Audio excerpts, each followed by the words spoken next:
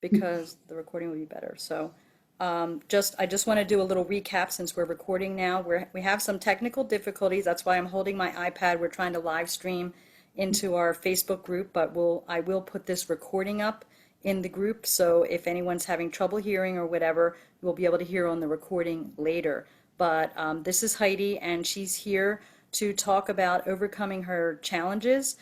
She is 4 years and 7 months sober, and 2 years into her sobriety, she was diagnosed with breast cancer, chose to have a double mastectomy, which was not necessarily needed at the time, but she prayed on it. She had one lump and she prayed on it. She kept hearing, you need to have a double mastectomy, and you were not excited about that message you were receiving.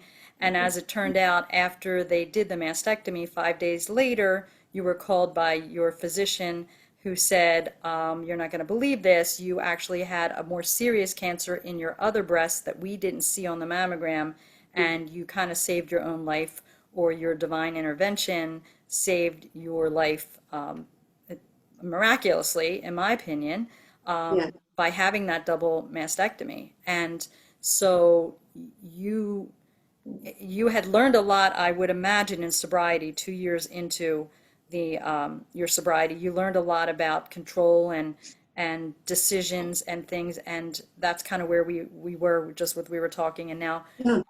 I think I caught everybody up on the recording. So you were just getting ready to talk about how difficult that decision was, but how you kind of went with it, and then you can go on from there. Okay. Well, that experience when I let go of the outcome and I surrendered the outcome to, for me, my faith and my God, that it came back to prove to me that I didn't have the answer, he did. And I just needed to be led. I just needed to allow myself to be led. I needed to surrender, and I needed to just step forward, one step. I didn't have to figure out the whole thing. I didn't have to run the whole marathon. I didn't have to cross the finish line and get the trophy. I just needed to take that one next step. And that was an incredible lesson for me, right in front of my eyes, to say to me that he's got this. Like, I don't have to have the plan. I don't have to figure out the 20 different solutions to one problem. I don't have to calculate the outcome because it's already decided. I need to just allow myself to be led. And through my fight against breast cancer and 7 different surgeries and everything that went along with that, that was what I tried to remember, was that I just need to allow myself to be led. And it's parallel with what I had to do to finally get sober, was I needed to 100% surrender. I needed to say, I've been trying to drive this bus for 47 years, 46 years, and I keep driving it into the ditch. And then I get back behind the driver's seat, grab that steering wheel and try and drive it again, and I end up in the ditch again.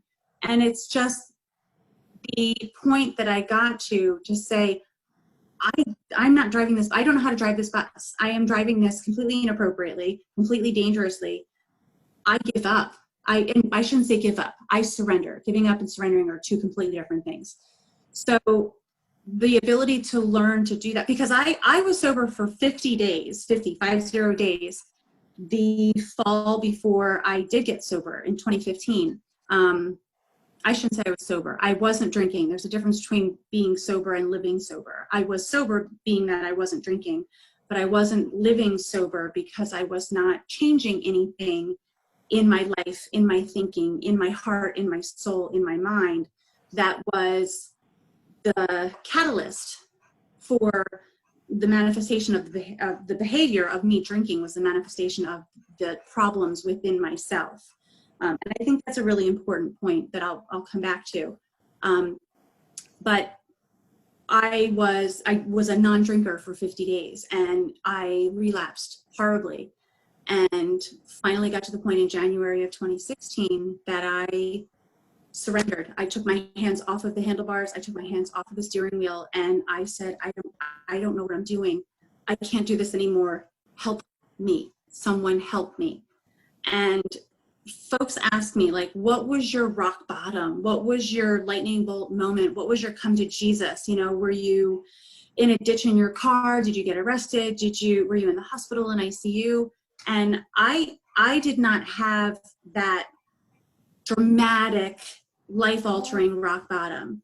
I think that that idea is very intimidating to people that are in the grips of addiction, is that they feel like they either have to get there in order to get better, or if they haven't gotten there yet, they're not really that bad. They're not really an alcoholic, you know, because they haven't gotten arrested. And, you know, I'm still married, and you know, I still have my job, and I still have my house, and I still have my family, and I haven't killed anybody. So I'm okay, right?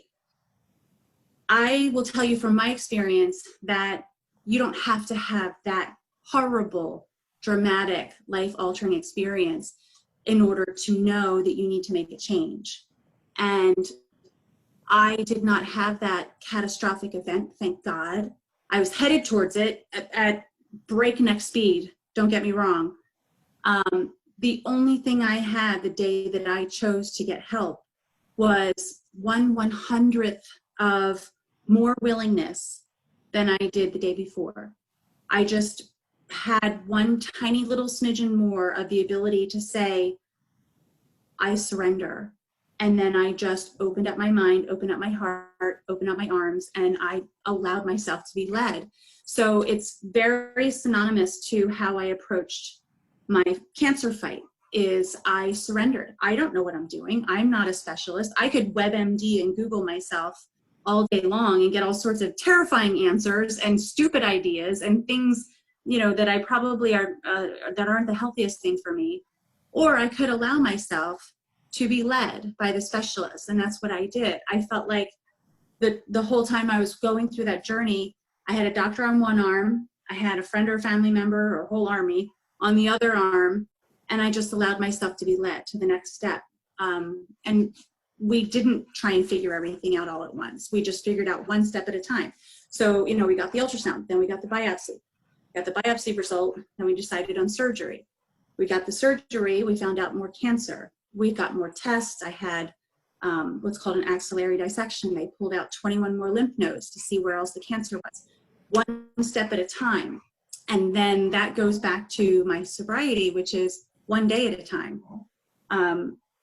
I hear folks say, how could I possibly never drink again for the rest of my life? And I say, you don't have to never drink again for the rest of your life. You just don't have to drink. You just don't drink today. Just today. That's all you need to worry about. The next 5 minutes, the next 30 minutes, the next hour, the next 3 hours. Just don't drink today. Tomorrow will take care of itself. We'll get there. Because sometimes it feels like an absolutely insurmountable life change when you are thinking of the entire rest of my life. I have to stay sober, and I'm having a hard enough time dumping this wine down the drain right now. That's okay. That's all you need to do is just do the next right thing today, and then figure out tomorrow. What do you say to people who may not have a level of faith, may not have anything they believe in, may not feel they have friends who they can, you know, who will walk with them on the other arm and support them? What do you say to those people who say, I'm not as courageous? She sounds like a courageous woman. I mean, I said this in the beginning, but you know, we weren't recorded. You're single, you're divorced, you live alone, you've been living alone through isolation and COVID, and still staying sober, and you battled breast cancer, and you know, life has thrown you a lot of whacks, you know, here and there. Every time you get back up, you get knocked back down. What do you say to people who say, she must be stronger than me, she must be more courageous than me?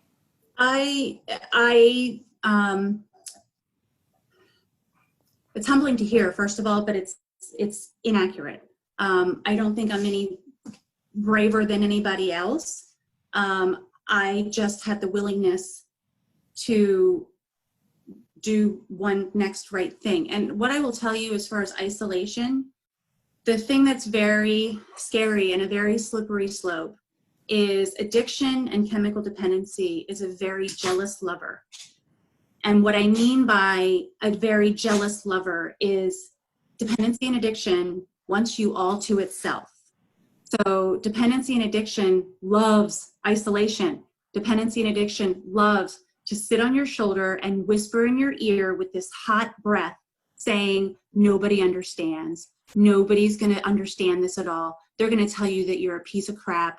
You should be so ashamed. There's nobody out there that's doing this. You're all alone. And that's what the addiction and the dependency is going to whisper in your ear, because it doesn't want you to put it into the light. It doesn't want you to go get help. It doesn't want you to share this scary thing that you're going through, because once you do, addiction is exposed. And, you know, it's like shining a flashlight on something in the dark. It's like, it doesn't like it. It likes you all to itself. So what I would say is be very, very careful of that, because staying isolated, staying away from people, hiding out is absolutely giving that addiction and that dependency and that depression, or whatever you want to call it, it's giving it what it needs to survive and thrive. So that's, again, going back to the reaching out. And I will tell you, I absolutely understand that one phone call, they say it's called the 1,000-pound phone. You know, just picking up your phone and making that one phone call to someone to say, I just need to connect with you. That's all you need to say. You don't need to say, I'm drinking too much, I'm scared, I might need to go to rehab, I am, you know, if you're thinking of harming yourself, it's probably a really good idea to talk to somebody about that. But you don't need to confess everything right up front. Just reach out to someone and say, you know what, I need to connect with someone today. I need human contact. Do you have a minute? Can we talk? And that is as minimal as it needs to be in order to start that connection and that reaching out.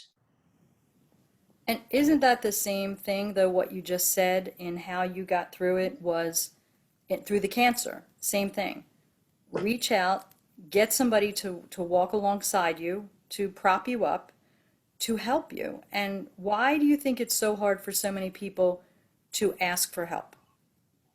And we touched on it a little bit, but I mean, it comes down to being vulnerable, right? I mean, it does. It really does. And I assure you, before cancer, I did not like to ask for help, because I am a strong, independent, single woman.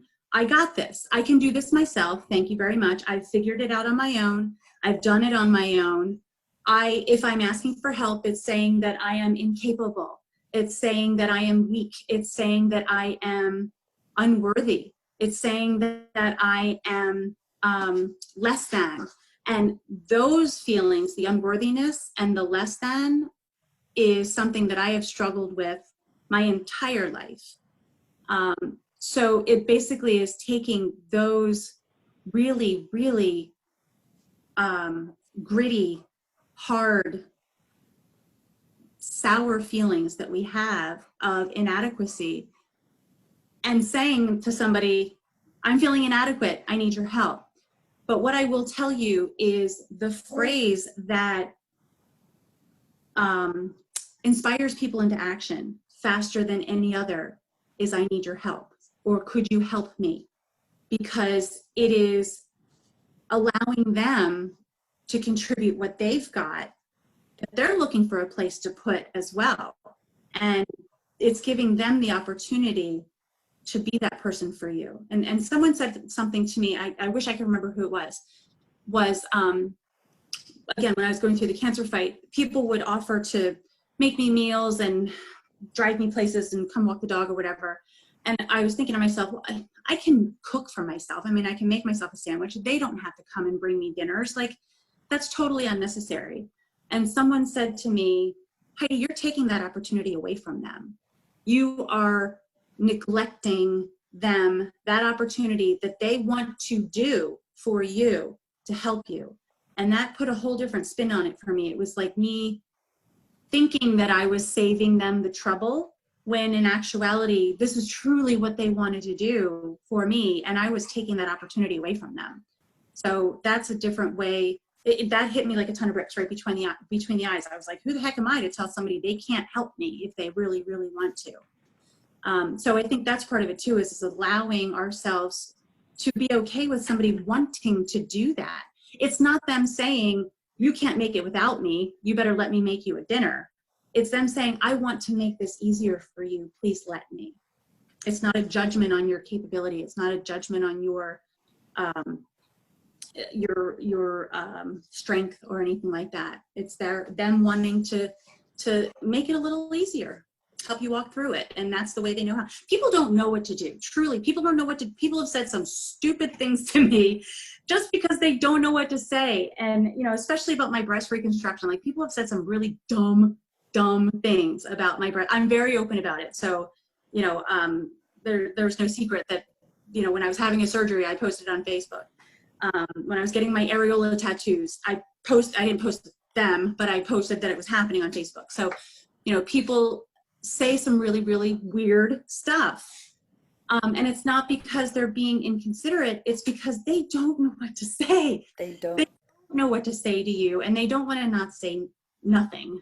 So this is their ability to do what they know how to do, is to cook, you know, and to drop something off on your doorstep. Because they want to do something. All right, Yeah. I just want to ask the people, because I'm trying to monitor the live stream here on my phone, which is why I keep looking away. For those of you who are on the Facebook group right now, can you hear Heidi when she's speaking? Because if it's not good audio, I'm going to stop the live stream, and Heidi and I will continue the interview, and then I will post it within the next hour in the group with better audio on it. So can you hear? We only have 2 people watching. So I don't know if they can hear, if they could comment and tell me if they can hear, and maybe they're not. I hope people didn't drop off because they couldn't hear. Yeah, I think maybe they did, and maybe we'll just do it the other way. I feel so disappointed that we can't do it live, but the message is so important that even if I put it up, you know, we'll be able to get it. So yeah, or if you wanted to, Kathy, you and I can do this offline. well, we can still do it on the Zoom. So I think what I'm going to do is I'm going to stop the Facebook live stream, and we're going to continue to talk. So for those of you who are, let me go over here. For those of you who are on the live stream right now, I'm going to continue the Zoom with Heidi with better audio, and I'm going to post it. If you have any questions for her, please write them under this live video, and I'll be sure to ask her those questions. And of course, you can always ask the questions after you watch the rest of the interview, but we're going to continue with it, and I'll post it within the hour. All right, so thanks for tuning in. Heidi, hang right there. I'm hanging. So that's just people were commenting that it wasn't working. So let's we're still recording here, so we're gonna go back to where we were. So What I was thinking too is if you wanted to do a separate one. No, we're good. Okay. We're good. This one will be fine. We just won't have the interaction, and they can do it on the, you know, once we. Yeah, we'll keep an eye on the comments. Sure. So you were sharing there at one point, and I wanted to get to this because I know a lot of people with depression, with anxiety, which we feel is kind of like an overused term. It just means I can't cope with what's ever happening right now. Do a lot of negative self-talk. Yeah. And you had shared with me that those who have addictions also do a lot of negative self-talk, self-sabotage, and you did touch on a little bit, I am not worthy, I'm not this. How do you now, and that usually comes from years and years and pain and things, how do you cope with it now? How do you change, how have you, Heidi, changed that script in your head? Mm-hmm. That little voice that still creeps up, what do you do with it when it comes? Because a lot of people have this. Absolutely. And it comes from our background, it comes from our experiences, it comes from how we were parented as a child, it comes from, the boss that told you were a piece of crap. So all of those things, all of those life experiences are like rooted and seeded into our heads. Actually, it's more back here. Rooted and seeded into our heads, and it's on repeat. And for me, I connected with, outside of AA and outside of the 12-step program, I connected with a fantastic therapist, and she was a dual diagnosis therapist, which I think is really important for people to understand. Dual diagnosis would be like addiction and anxiety, depression, and they address both of them as two separate issues, but two issues that fuel off of each other, because they do. So even if you don't consider yourself an alcoholic, but you be using something to cope rather than your coping skills, you're kind of using it as a crutch to get through, or you're finding yourself, oh, it's a hard day, your first go-to is pour yourself a glass of wine. That might be some behavior to pay attention to. And the therapist, who is a dual diagnosis therapist, can integrate those two things. So through therapy and a lot of self-work, I mean, when I was first sober, getting sober imploded my marriage, absolutely imploded my marriage, because my spouse at the time was absolutely not interested in me being sober at all. I mean, he told me that he despised me for ruining our life by getting sober, quote unquote. And Is that because he wasn't? I am not here to judge anyone or Okay. categorize anyone other than myself. Okay. He just was not comfortable with me no longer drinking because it was a big part of our lives together. Okay. Okay. Big part of our lives. Okay. So I went through, very similar to going through cancer as a single person on the day-to-day basis in a house by myself. I went through early sobriety by myself in a house with not a supportive family. Well, I shouldn't say that. My family was, but not my spouse, not his family. And I had a lot of alone time. I guess that's where I'm going to with this. And I learned that being alone does not necessarily have to equate to being lonely. They're not synonymous. They're not tied to each other. And I really had to get comfortable with hanging out with myself. And that was hard because I didn't like myself. I didn't want to hang out with myself without any other distractions like other people or alcohol or whatever. So that was extremely hard work that I did to just sit with myself in the quiet of an empty house just by myself. And in doing that, the voices of what I was saying to myself, my self-talk, became very apparent. And I learned to be aware of them and pay more attention to them. The first step is awareness, because those voices were just whispering, in the back of constantly in the back of my mind. And when I turned the volume up on those a little bit and really listened to, I was saying it to myself that I was stupid, that I was fat, that of course I jacked that one up because I always do. If I was anything I was doing, I was telling myself it wasn't going to work. It was never good enough. Comparing myself to other people all the time. I was the great comparer of myself to other people, and it was never to compare myself to somebody that was less than me to make me look better or feel better. It was always saying, oh, they're much better than me, they're much skinnier than me, they run faster than me, they're smarter than me, they have a better job than me, they make more money than me, their husband's better looking than me, they have kids I don't. All of this stuff was constantly comparing myself to push myself down and make myself feel less than and make myself feel small. And when I started really paying attention to those voices, my voice, I shouldn't say it was any other voice, it was my voice to myself. I was like, holy shit, this is not healthy. Tell me when did you realize it wasn't healthy? At what point? Because you've lived like this a long time with those voices, and lots of people, not people who are, just addicts, but there's a lot of people who live with that lack of worthiness, Absolutely. When did you realize this isn't working, this is unhealthy, this is not working for me? When did that?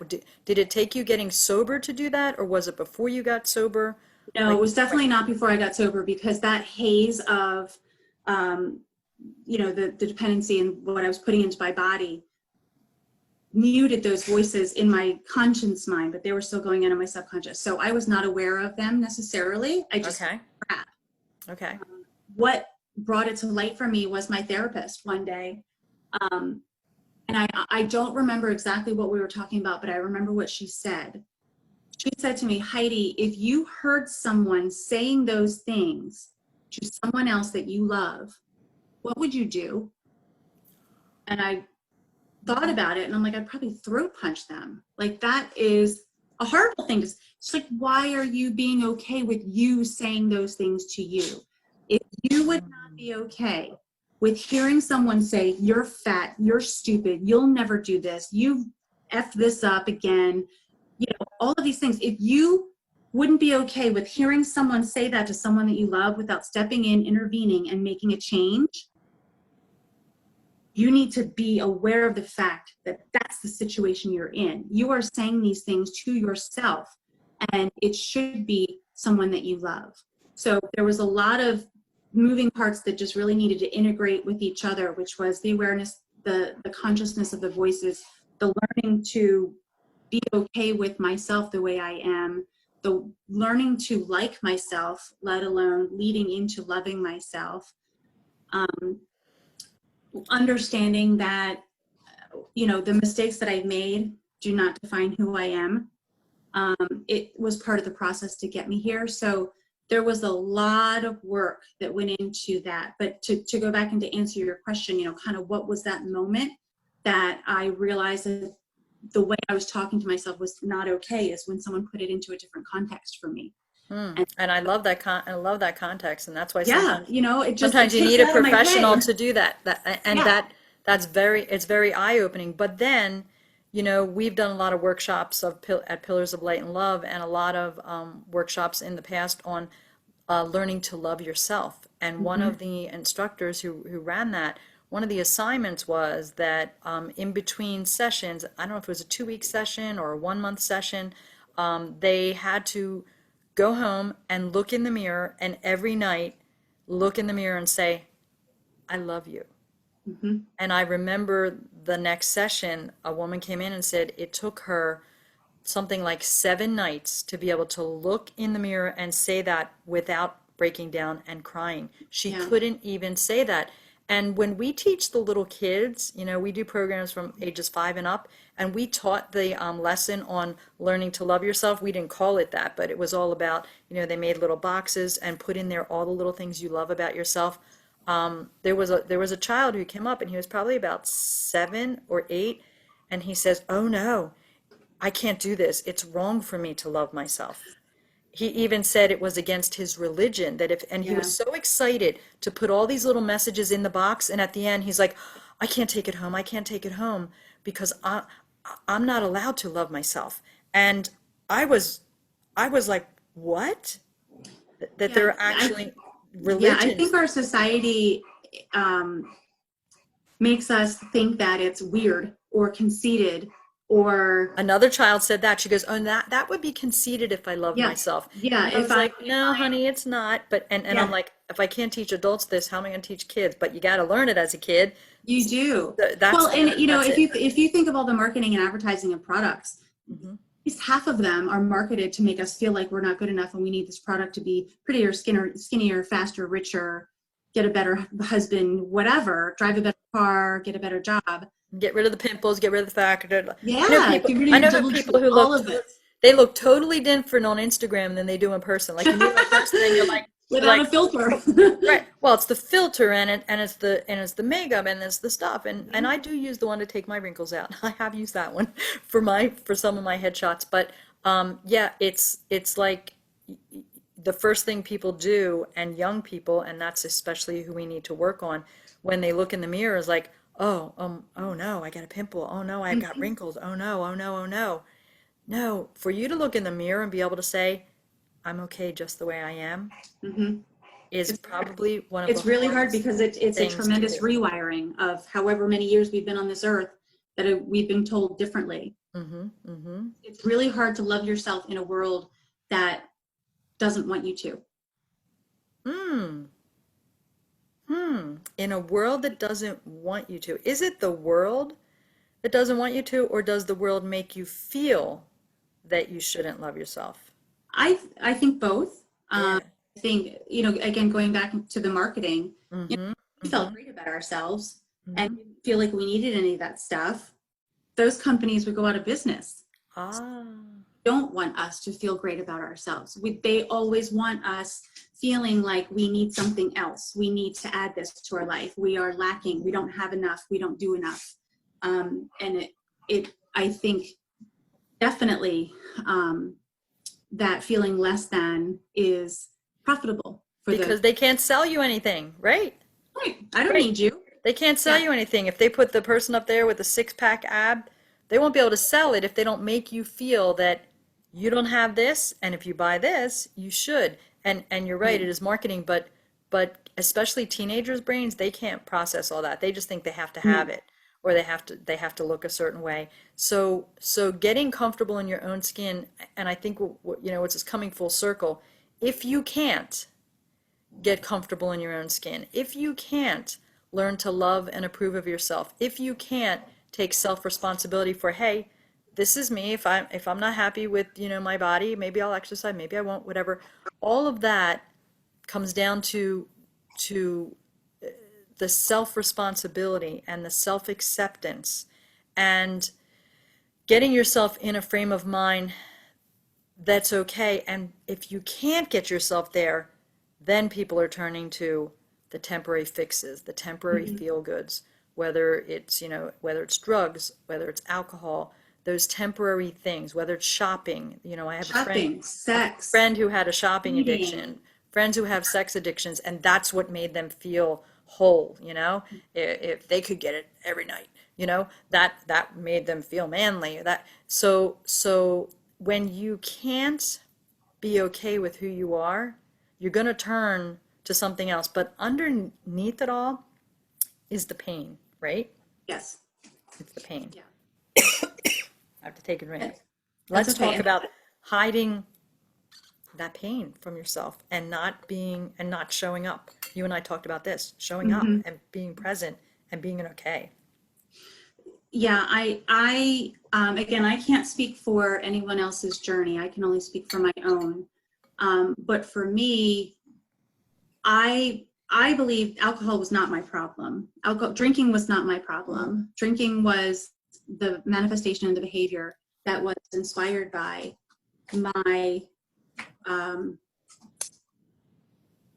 my brokenness inside, my belief that I was less than, and all of this wiring of 40 some years of unworthiness and insecurity and all of that. And until I addressed those things, sobriety and a sober life for me would have been incredibly difficult, if not impossible. And I see it happening a lot with women in, let's say, women in some of the recovery groups that I'm in. They are relapsing time and time and time again because they're just quitting drinking. That's all they're doing. They're not going back and saying, what the heck happened in my head, in my heart, in my day, in my life that made me think that this was something I needed to do to cope? Hmm. You got to take a step back away from the glass of wine, because again, in my experience, my drinking was a reaction to a far deeper problem, a far deeper hurt, a far deeper pain, and far deeper issues that, again, until those were addressed and understood and processed and put into a different category and therapized through my life, again, the outcome would always be the same, I guess is what I really want to say. There would always be some sort of need to escape from it because I couldn't deal with it. I didn't know how to deal with it. So I think, I believe that's true, at least for some people, is that until you get to the root of why you are, what's triggering you to feel like you need to handle this in a way that is unhealthy, until you address that trigger, or excuses. Sometimes it's just excuses, such and such drinks as much as I do, or, it's my kids and it's so stressful and it's COVID. And, we can give each other so many justified reasons as to why we're doing this, why we're drinking, and not take the time to try and come up with one as to why we shouldn't be, that's a problem. But because it's easier just to drink, right? Sure Than it to do is. the work. Of course it is. Hey, look, I had the perfect excuse in the world You to did. the wagon. Two of Right, them. One, right, two. You know? right, I right. had the perfect excuse in the world to fall off the wagon. Who was the girl with 2 cancer diagnoses that just had both her boobs chopped off? She's home healing by herself with her dog in the middle of wintertime. Okay, yeah, she slipped up and she started drinking again. Who could blame me? You know, and yeah, I could have had that excuse. I could have used that excuse. But what I do What is made you talk not? about, What made you huh? not? Because that's That's where I'm headed. In yes. AA, we say play the tape all the way through. Not just, I'm going to drink because it's going to make me feel better right here. Okay, and then what? And then what's going to happen? Well, I'm going to drink more. And then I'm going to not show up for my work call. And then I'm going to be hungover. And then I'm going to feel like crap. And then I'm going to start making excuses. And then I'm going to start canceling stuff. And then I'm going to get in my car. And then I'm going to, crash into something. You've got to play the tape all the way through because it's not one drink. It's never one drink for an alcoholic. There's a phrase in AA that one drink is too many and 1,000 is never enough. And that is exactly the way it is. One drink is too many because once you have that one drink, you're off to the races. And then 1,000 is never enough because there's that pit of hurt and pain and shame that is ripped open. And it is deeper than any cavern on the planet. And alcohol, we're just dumping alcohol in there to try and fill that cavern, to fill that emptiness, to fill that hole and that void. And 1,000 is never enough. So playing that tape all the way through, I absolutely know that if I were to take one drink, I would probably not be here within a month. I would be dead. I would be in jail. It would end very, very badly for me. And I've worked really hard to get to where I am to let that happen. Is that to say that I don't think about drinking? Sure I do. Holy crap, yes I do. I mean, you see people having a great old time at 4th of July parties or hanging out at bars outside now. And, there's FOMO, fear of missing out all the time. And I have learned to surround myself with people that drinking is not like the main event in our lives. So changing people, places, and things, again, an AA thing, changing people, places, and things is essential. And that is scary. That's really scary for people that are getting sober or thinking about getting sober is, I'll lose all my friends. My friends won't want to be around me if I'm not drinking. Think about what you just said. Like, if you are doing something that is the best thing for you in your life, the healthiest change that you can possibly make to make your life better and maybe even save your life, if your friends that are in your life now are not 100% supportive of that, you might need to find some new friends. And that is hard to hear, harder to do.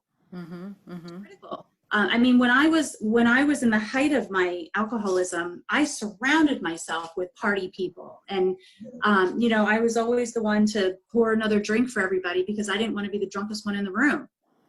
And that's what happens is we surround ourselves with people that make it okay or make it normal how we're behaving, even though deep down inside we really don't think that it's okay or normal. But to make that go away, we have another drink, right? So changing things like that, changing where you hang out, changing your hobbies, changing your habits. There's a tremendous amount of work and a tremendous amount of change that needs to go into getting into a lifestyle, a life pattern that is a sober life. And you don't have to be a drinker to need to find and move into a sober life. It's a healthier life. It's one that you're recognizing where you are, you're taking life on life's terms, and you're not trying to escape or run away from the hard stuff. And I say it a lot, nobody said life would be easy just because we got sober. Nobody said that. Nobody said anybody was going to throw us a parade and throw their arms around us every day and tell us how thrilled they are that we got clean and sober. Although sometimes we expect that. There's a lot of damage that happens through active addiction, and just because we got sober doesn't mean everybody's going to be thrilled, and it's not going to renew trust, and it's not going to rebuild relationships, because we took decades to break those things down. Decades. So 10 days or 10 months sober is not going to fix decades of damage. So there's a certain amount of humility that goes into that too. And isn't it the work? Isn't it also that the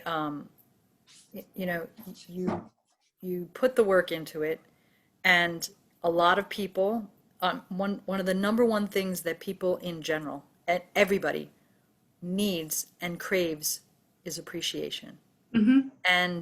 And unfortunately, we crave it, and we feel that our happiness is defined by what other people say about us, right? Yeah. And if you can't be happy without other people telling you you're good, oh, congratulations, the ego, okay? Mm-hmm. The ego needs to be stroked. And when you realize that it's ego, I always say I have a committee in my head. Like if something happens, I say, okay, what just happened? Why am I feeling this way? What lesson am I supposed to learn from this? Tolerance, forgiveness, patience, like what am I supposed to learn? But it's also that my ego is looking for something. Like, okay, well, Sure. oh, they didn't say that. Why didn't they? Oh, and you question yourself, and it's so hard to get to that space, and it's constant work every day for everybody, I think, who is doing the work to evaluate, why am I feeling in this way? Why do I need it? Do I really need it? Is it ego? Or why do I need it? You know what? I really don't need it. I'm okay with who I am. Mm-hmm. It's hard to get to that place. Would you agree? It's hard. It is. One of the things for me that I was constantly seeking approval to validate me being okay when I couldn't feel myself that I was okay. I was looking for relationships from anywhere. I was looking for acceptance. I was looking to be safe and loved and appreciated. And I wasn't giving that to myself. So how could I possibly find it in a fulfilling way from somewhere else? Because again, there's that cavern that's wide open. You can throw as much of outside stuff into that cavern as you want. It's not going to fill it up unless I do that for myself first. And I hated when people said that. Like, you have to love yourself first before someone could possibly love you. And I'm like, shut up. I am lonely and I'm by myself on a Friday night. I want a relationship. I want another person in my life.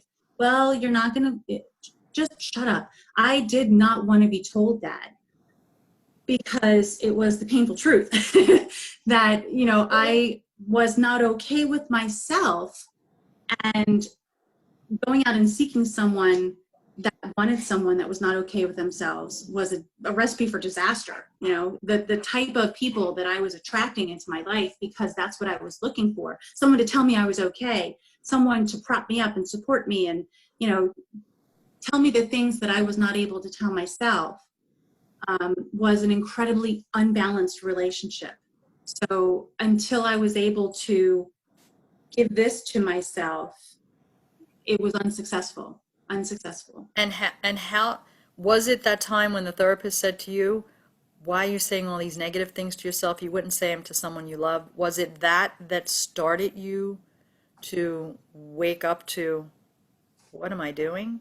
Or did you have a time where you still kept believing them? I mean, how did you get to a point where it's Yeah. not healthy anymore for me to talk like this to myself? I still do. I still have to regulate that within myself today. That's the committee in my head. We still have to do the work, right? Yeah. Well, especially now that I'm not around other people, the only person that's talking to me is me. So this COVID isolation is making those skills that I learned early on necessary to bring them back out of the toolbox, dust them off, shine them up, and use them again, because I don't have that other input, that other distraction, that other interaction, the other energies coming from other people. It's just me in this house by myself with my voice in my head. Mm-hmm, mm-hmm. Have had to really ramp up my awareness of that. And yeah, I have days where I am not a happy camper, and I need to figure out how the heck I'm going to change that. And how I do that is I exercise, or I get out of the house, or I walk away from my computer. I put down my phone. I give myself a break from the things that it's, because it's crazy. It's like I'll sit there and look at Facebook and scroll through stuff, and or look at news stories that I'm like, man, it's just so stupid. Like what the, and I'm like reading this, I'm like feeding it into my head, this stuff that's frustrating me and making me annoyed and And unhappy. taking away your peace. It's taking away your peace. Sitting here jamming it into my head, and it's like it's that rabbit hole that we get into. Mm-hmm.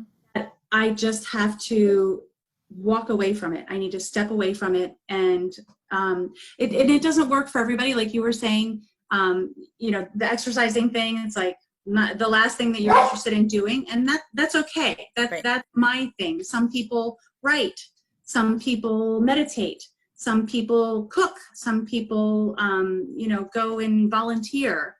There's a bajillion things that we can do, that I can do, to get outside of myself and to put more things in the mix of what's going around in my head.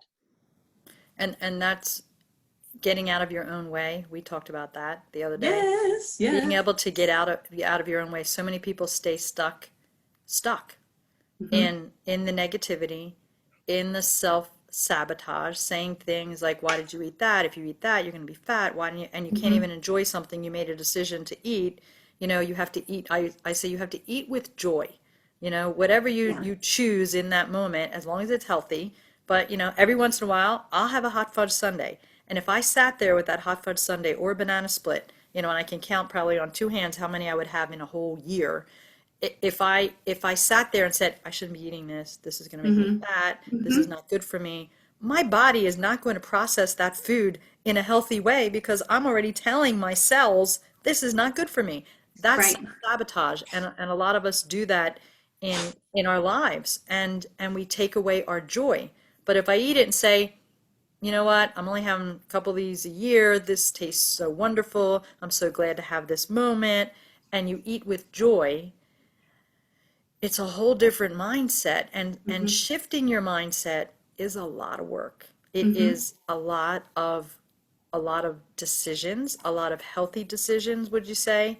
And so what would you say to people as we wrap up, because we're over an hour, and I knew this would happen because we have so much good stuff coming from you and inspiration.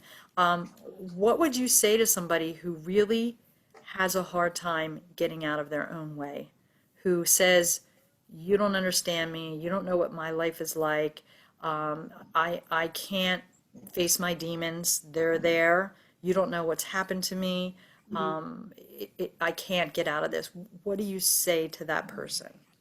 I would say that using the word I can't on a regular basis is absolutely programming your life. And I had to be very careful about what I was teaching myself in saying those things. If we are constantly saying, nobody understands, nobody likes me, I will never, I can't, I won't, I, all of those things, the more we're saying that to ourselves, the more we're believing it. So you're teaching your mind to believe these things. And there's a dangerous charge that people get out of being the victim and being, it's, you know what, if you can sit back and say, I can't do this, nobody understands, you don't have to do anything. You can sit in your misery and nobody expects anything from you. But if you truly do not want to be in that darkness that you're in, you need to start telling yourself that you can. And you need to start telling yourself that you will. And it might not be, I'm going to change my whole life. It might be, I'm going to put on my sneakers and I'm going to walk around the block. Or I'm going to put down my phone or I'm going to reach out to someone, one small thing. And my life is fueled by just doing the next right thing, just one thing. And sometimes that is just returning an email that I don't want to, or doing emptying the litter box. I don't want to do that. But what's going to happen if I let it sit for a week? It's going to stink to high heaven, and it's going to make it worse. So, empty the litter boxes of your life one at a time. Just do that one thing and chop up those things that need to be done, thought about, addressed into bite-sized pieces. And that's why in AA we say one day at a time. And I mentioned this before. I don't have to be sober for the rest of my life. If I do it one day at a time, I will be. Mm-hmm. I can do today. I can do today. And I will tell you, Kathy, there were many, many days that I took it 1 minute at a time. Like I would literally be looking at the clock and saying, I need to sit in this and I need to get through this in this minute, because I am not feeling like I can do this for a day. I'm not feeling like I can do this for a week or a lifetime. So I literally looked at the clock and watched a minute go by. And I said, okay, I did that. And then a minute turns into another minute, and that turns into 60. That turns into an hour. Those hours turned into 24. And next thing you know, it's a day. But it is looking at it at these digestible, smaller things that are accomplishable and doable. So, getting out of our own way, a lot of that is giving ourselves excuses so we don't have to do what we really don't want to do, but it's what we really need to do. And, we could come up with excuses to not do all kinds of stuff. And it is, it's a mind shift, and it's not easy. But to empower yourself by, again, just doing one small thing and checking that off the list, and then and only then going on to the next thing. Staying in the moment. We call it Staying staying in the moment. And nobody does that better than little kids. They stay in the moment. They're not worried about what's going to happen tomorrow. They just do what they're going to do right now. It's so important to what is right now. And so we have to almost be like childlike, like just let me just stay in the moment and do one thing at a time, and then congratulate yourself. I did it. Let me just breeze through our notes here and see if there was anything else that I wanted to be sure that we covered, because we did cover a lot here. Oh, you have a message to all women out there to get a Oh, yes. mammogram, but Your more important, mammograms. than getting the mammogram, Do your self-exams. do yourself. Definitely do your self-exams. I blew them off for the longest time because I didn't think I really needed to, once a week, once a month, whatever. But that's how my cancer was found. I found it myself, and Kathy and I, we were talking about this earlier. A large percentage of diagnosed breast cancer cases are found that women find them themselves. And the best place to do it is in the shower. in the shower.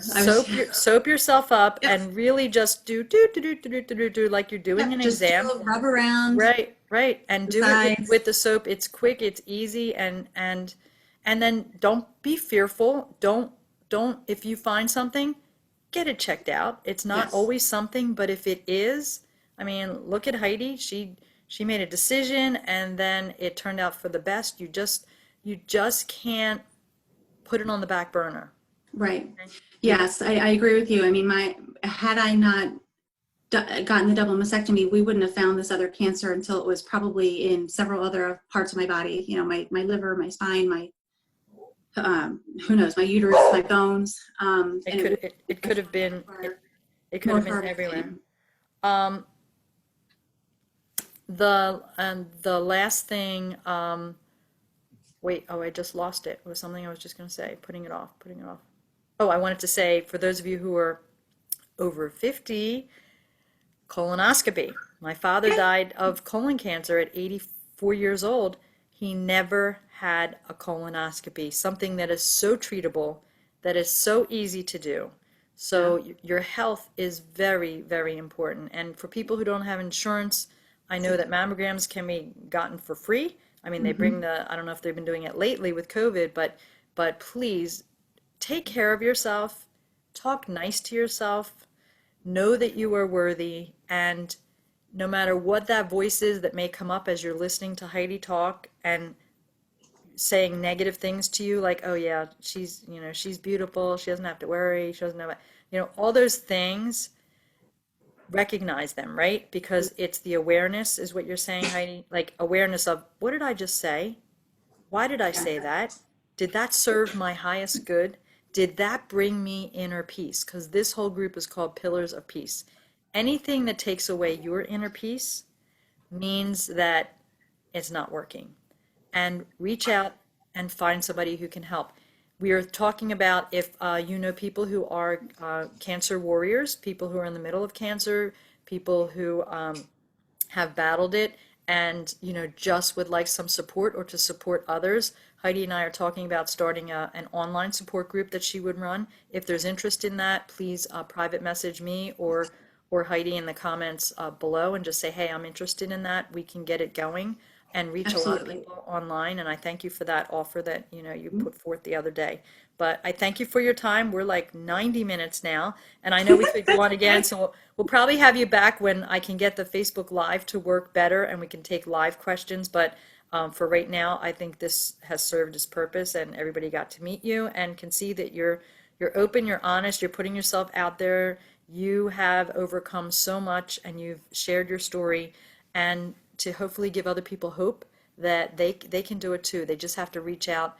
And if you have no friends, and if you say I have nobody, reach out to me and I will connect you with people. I'll connect you with people who can help. So thank you for your time. Absolutely, my I pleasure. appreciate it. Thank you for Thank the you. opportunity. Thank you so much. Hang on, I'm going to stop the recording. Bye bye, everybody. Bye.